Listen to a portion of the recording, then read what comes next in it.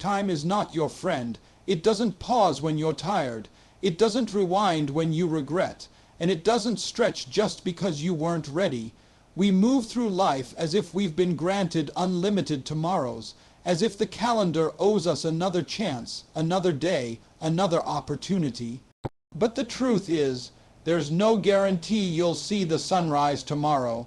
No promise that the plans you keep pushing into next week will still be waiting for you. Life is finite.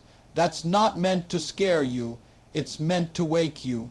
Every second you spend waiting to start, to speak, to create, to live, is a second that's gone forever. It won't return. And when you really grasp the reality that time is the one resource you can never earn back, your entire perspective begins to shift. You stop taking mornings for granted. You stop wasting energy on things that don't matter. You stop playing small. The people who achieve their goals, who break through the noise, who leave a legacy, they don't have more time than you. They've just decided to act like their time is valuable. And here's the truth no one likes to admit. For most people, it takes a tragedy to realize how precious life is. A car accident, a health scare, a funeral. Suddenly everything becomes clear. Suddenly all the things they thought mattered, status, gossip, ego, fear, fade into the background, and all that's left is one question: did I really live? But why wait for disaster to realize what you already know deep down? Why wait until your time is nearly up before you value it? Why waste another year at a job that drains you, in a relationship that dims your light, in habits that keep you stuck? When you act like you've got forever, you make weak decisions, you settle, you postpone, you play it safe. But when you accept the truth that your time is limited, you start to live differently, you start to move differently. You stop saying someday because you realize that someday is a myth. You start choosing growth even when it's uncomfortable. You start cutting distractions, letting go of what's not serving you, and protecting your energy like your life depends on it, because it does. You start to see every morning not as something you're entitled to, but as a gift, a chance to build, a chance to serve, a chance to become the version of yourself you keep imagining in your head. Think about how much time has already passed. How many hours you've spent overthinking, doubting, comparing, wishing, regretting. If you had taken action instead, where would you be right now? If you had moved forward instead of waiting for perfect conditions, what could you have already built? Time doesn't care about your excuses. It doesn't care how scared you are. It doesn't care if you feel like it. It keeps moving, with or without you. There's someone out there right now with half your talent and half your resources who's already doing the thing you keep putting off. Not because they're lucky, not because they're fearless, but because they understand that the clock is ticking. They know that you don't need more time. You need more urgency, more clarity, more boldness. Every moment you hesitate is a moment you could have used to grow, to start, to change. You don't get to choose how much time you're given in this life, but you do get to choose what you do with it. Will you waste it scrolling, doubting, waiting, and blaming? Or will you use it to build something that outlives you? Most people are busy surviving, not living. Most people are stuck in routines that drain them, jobs that numb them, and beliefs that limit them. But the day you wake up and realize that you're not promised a second chance at this life, that's the day everything can change. Time is not an illusion. It's your most valuable currency. You spend it every day, whether you like it or not. You trade your time for money, comfort, validation, security. The question is, what are you getting in return? Is the way you're spending your time right now aligned with the life you say you want? Because if it's not, something has to change. You don't get a reef on the years you waste. You don't get to relive the moments you missed because you were too afraid to speak up, too tired to start, too distracted to focus. Excuses sound best to the person who's making them. They're smooth, they're convincing, they let you off the hook. They wrap you up in comfort while they quietly suffocate your potential. Excuses are dressed up in logic and dipped in fear. They wear the face of reason, but underneath they are pure sabotage. Every time you make an excuse, you trade your future for your comfort. Every excuse you tell yourself is a chain around your ambition, a barrier between you and the life you could be living. You say you're too tired, but you weren't too tired to scroll on your phone for 2 hours last night. You say you don't have time, but somehow you've managed to binge. Watch 3 seasons of a show this month. You say you're waiting for the perfect moment, but perfection is a myth created by procrastination. You say you don't know how to start, but the truth is you're scared to start. Because once you start, you've got something to lose. Once you begin, there's accountability. Once you commit, failure becomes a possibility.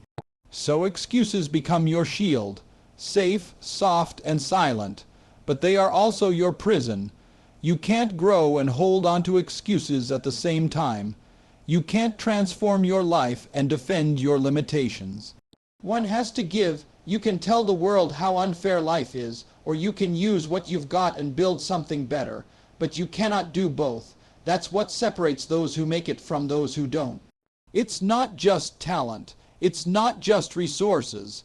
It's the decision to show up when it's hard, to push forward when it's uncomfortable, and to silence the inner voice that says, it's not the right time. The right time doesn't exist. Circumstances will never be perfect. Life will never slow down long enough for everything to align. If you're waiting for clarity before you move, you'll never move. If you're waiting for motivation to strike, you'll stay stuck. Action creates clarity.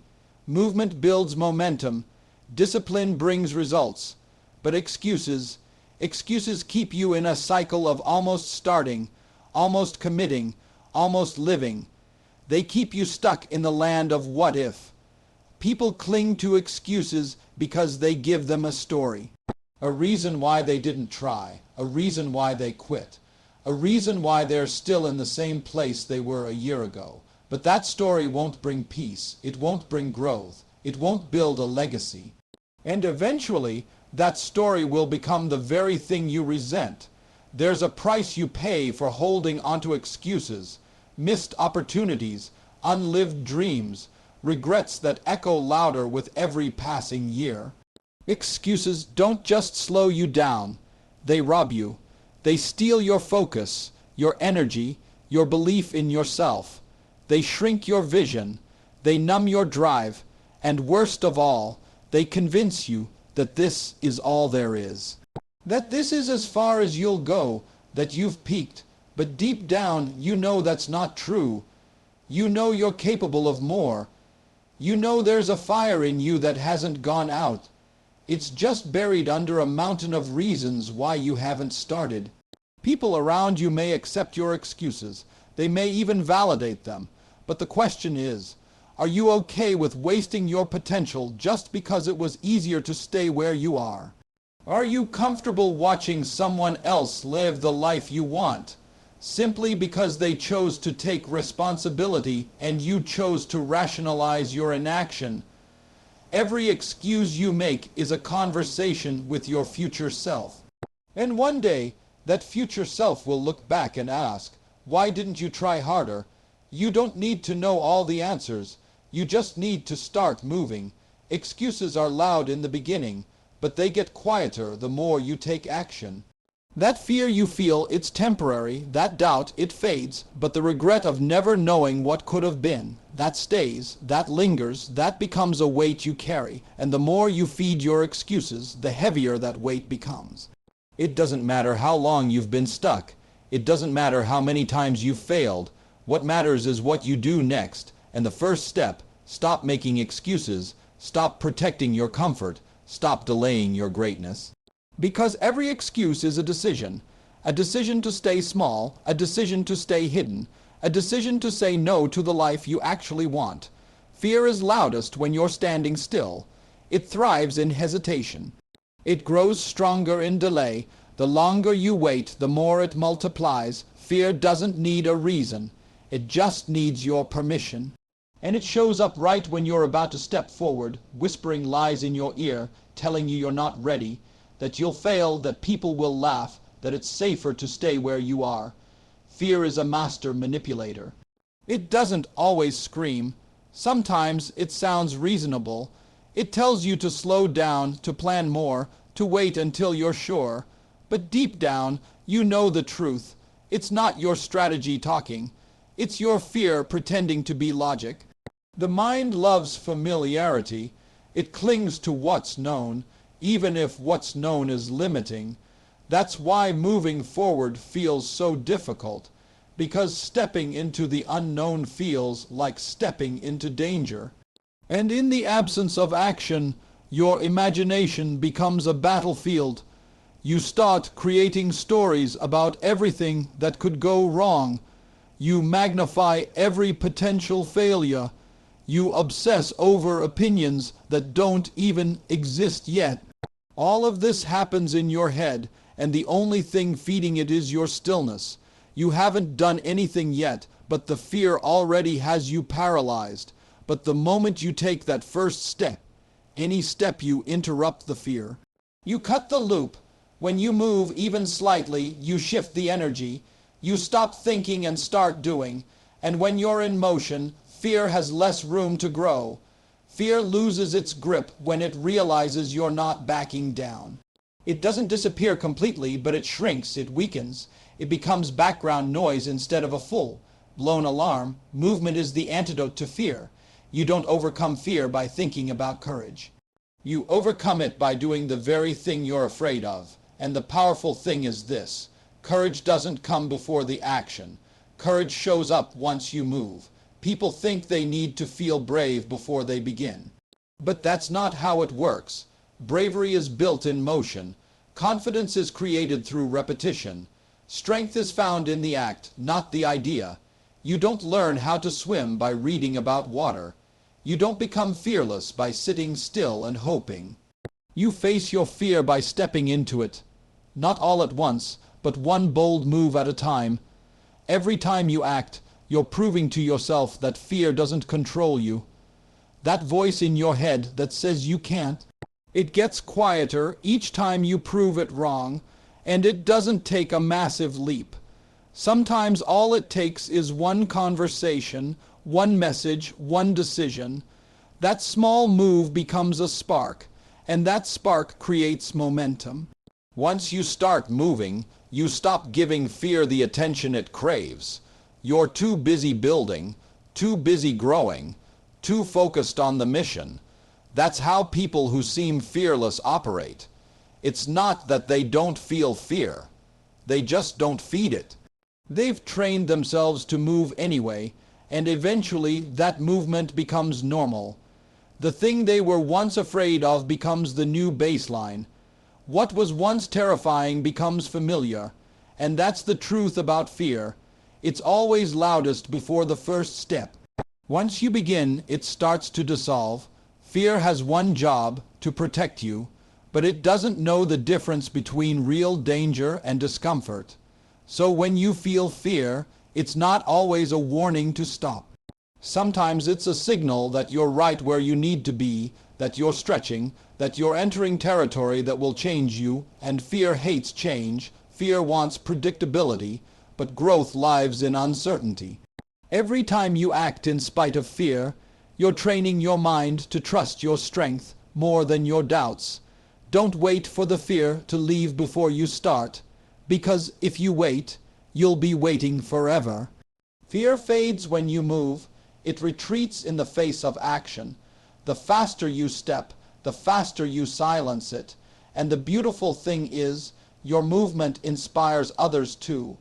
When people see you act in spite of fear, they begin to believe that maybe they can do it too. That maybe they don't have to be fearless. They just have to move. Perfection is the dream that keeps people paralyzed. It's the illusion that everything has to be flawless before anything is worth starting. It's the belief that your work, your idea, your effort, has no value unless it looks like the finished masterpiece in your mind. But that mindset is a trap. Perfection is not a standard, it's a strategy for delay. It's a comfortable excuse dressed as a noble pursuit.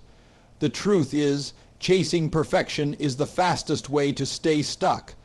While you're fine-tuning, someone else is building. While you're editing the plan again and again, someone else is living the version of the life you keep talking about. Progress beats perfection every time because progress moves. Perfection waits. Progress gets your hands dirty. It embraces flaws, learns from them, and keeps going. Perfection hesitates, overthinks, criticizes, and holds you back until everything is just right, which it never will be. If you wait for perfect conditions, you'll never start the business. You'll never write the book. You'll never launch the idea. You'll just keep polishing something that no one ever sees. Perfectionism doesn't create results. It creates regret. You weren't meant to get everything right the first time. No one does.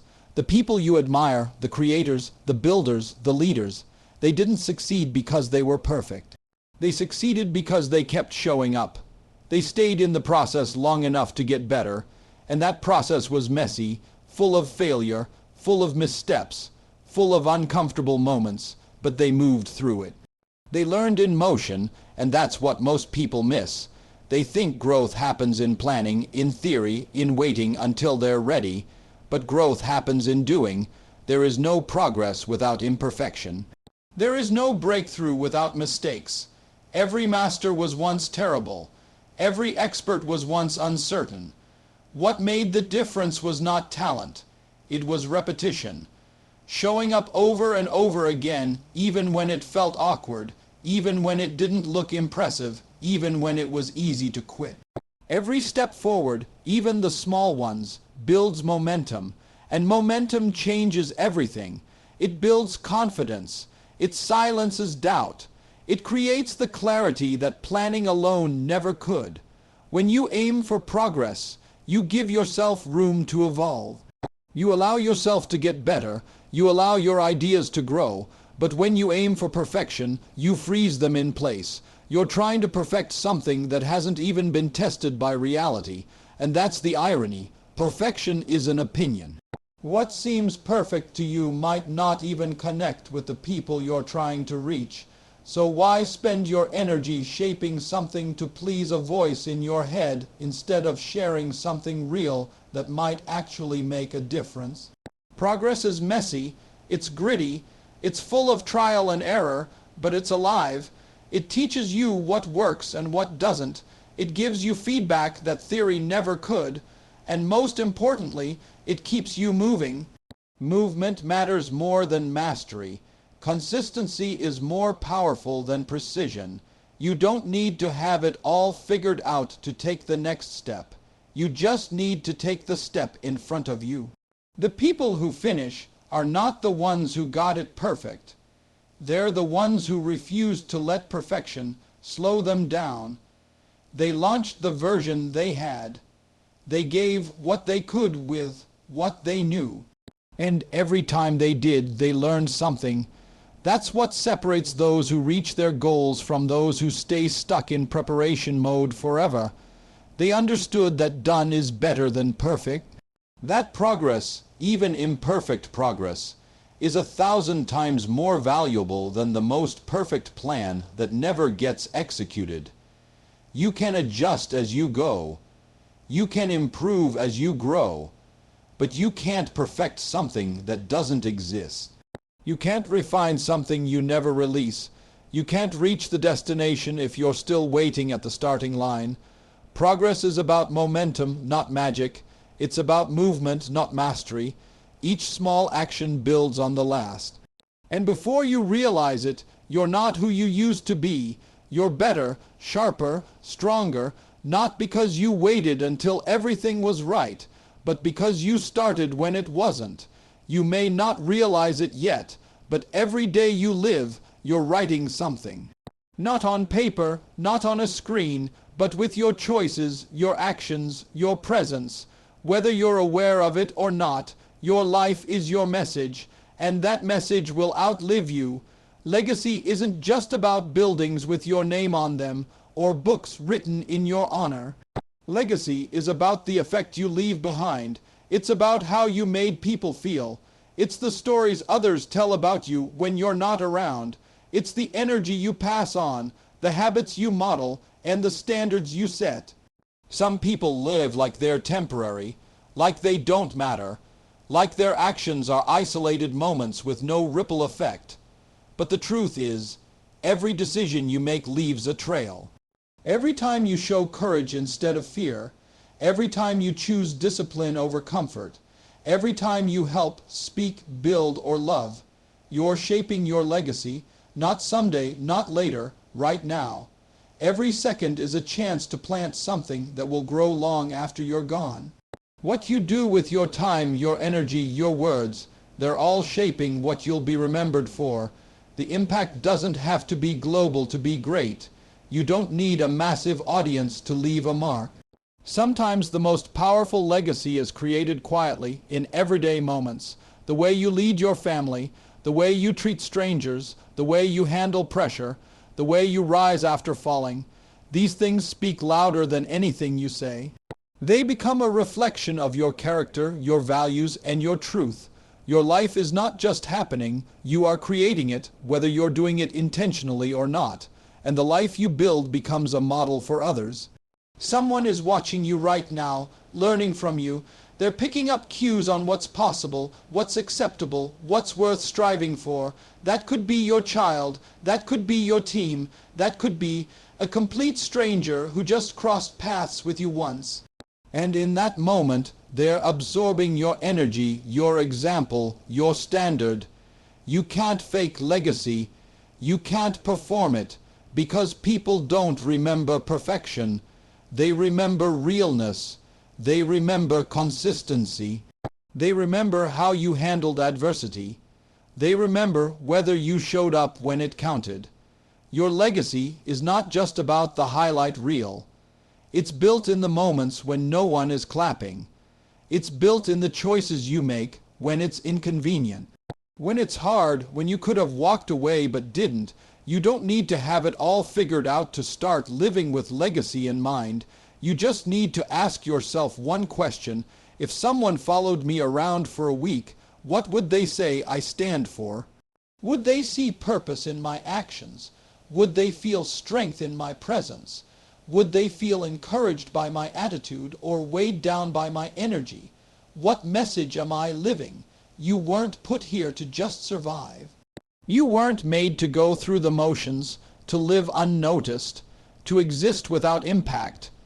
You have something in you that the world needs, a gift, a voice, a vision, and the longer you wait to act on it, the more potential stays buried.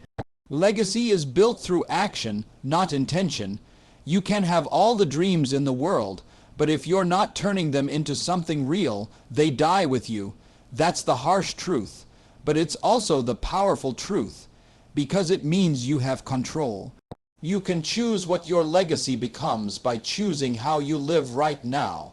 You don't need a perfect background. You don't need approval. You don't need permission. You just need to live with intention.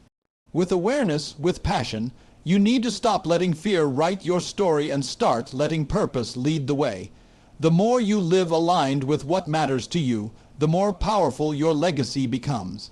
Not because of what you've accomplished, but because of who you chose to be. The way you show up in life becomes the blueprint for someone else's courage. Your sacrifices become someone else's breakthrough. Your story becomes someone else's inspiration. When you're gone, people won't remember every word you said, but they will remember how you made them feel. They'll remember how you carried yourself. They'll remember whether you lifted people or ignored them, whether you stood for something or blended into the background, whether you made excuses or made change. You've been given one life, one chance, one stretch of time on this planet to create, to impact, to become. Don't waste it standing still.